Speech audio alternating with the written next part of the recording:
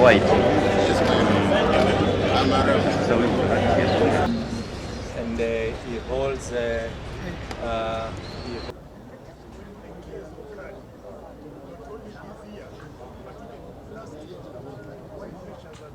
So we are aware that Kenya is going through very difficult economic times, and we recognize the fact that it's affecting Kenyans, and especially those ones who are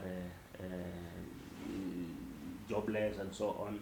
The people at home, who have to take care of their families.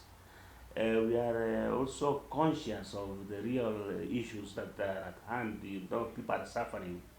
Um, Without any merit to the finance bill that has been passed, we believe, and it is even biblical, that paying taxes is an obligation of a citizen. That's how a nation thrives.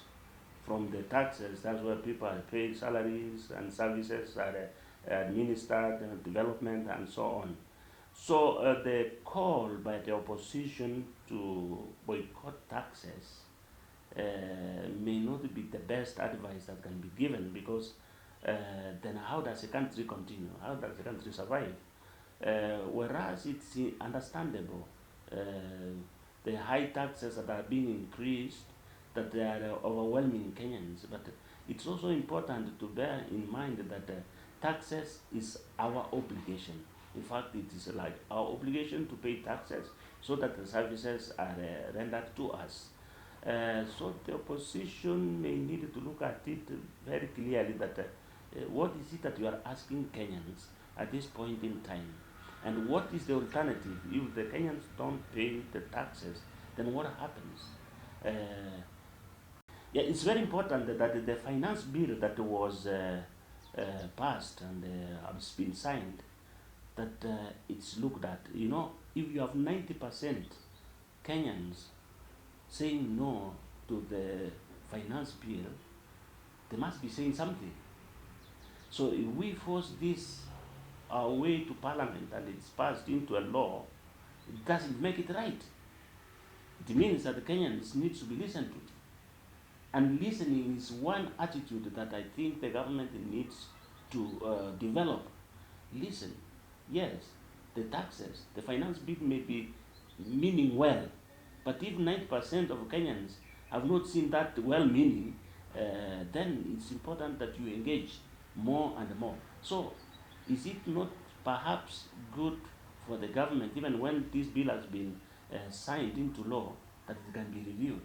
Because what is not cast in stone is for the good of the human beings. It can always be reviewed. And maybe the government needs to look at this, review the finance bill, and let it not appear or be perceived to be punitive to the very Kenyans whom we want to help. And, if they can push it like that, then they can also bring it back. They can bring it back. Yeah. That is a possibility. Otherwise, you are doing what? I think unajua That's leo me. unaongeanga sauti yako inasikika sana. Ah. Last Friday we missed you and Inyat Kulimo.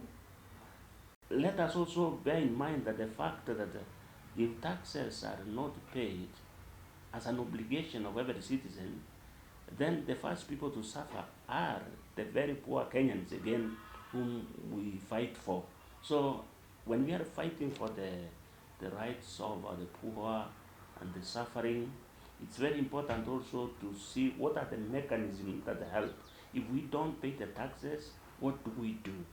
So we don't want a country that collapses, and it collapses with the very poor that we are set out to fight for. But then there are also valid issues that are being raised by the opposition. Even when these taxes are increased, or even those that are existing, what are they serving the Kenyans, or they are being looted? When we hear things like KEMSA, NHIF, and all these other scandals, then what do we make of taxes that are being paid? So there is a question of paying taxes as an obligation, but also utilizing the taxes for the benefit of the Kenyans. Morally speaking, it's our obligation to pay taxes. To boycott may not be the right way of going about it. Remember, even when the Pharisees asked, is it right to pay taxes or not? And Jesus said, it is, let us render to Caesar what belongs to Caesar, and to God what belongs to God. The Roman Empire was probably one of the corrupt empires that have existed in the world. And Jesus lived during those days, but he did not ask his followers to abstain from taxes.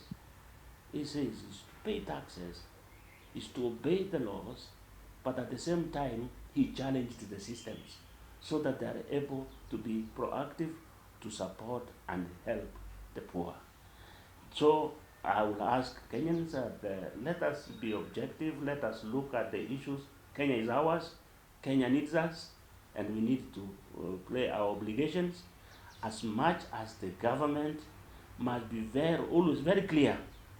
The taxes that are being increased, are they going to the Kenyans or they are going to the stomachs of a few people in Kenya?